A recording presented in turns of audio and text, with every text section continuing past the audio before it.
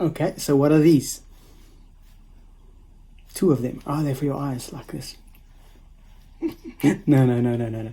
Oh, wait, it's a badge of honor. Like when you, if you are a good guitarist, you can put it over there. That doesn't work. What are these things?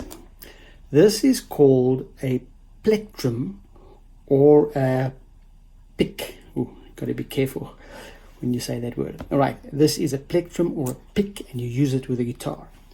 Let me show you.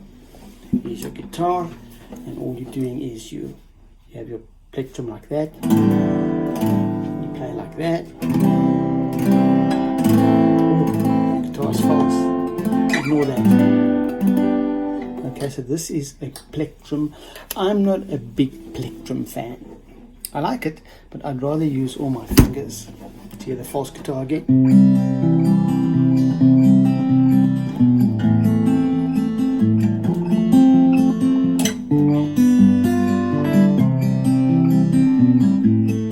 Okay, so that's when you're using your fingers. Otherwise, you use plectrum, and you can just hit it harder and make a bigger sound.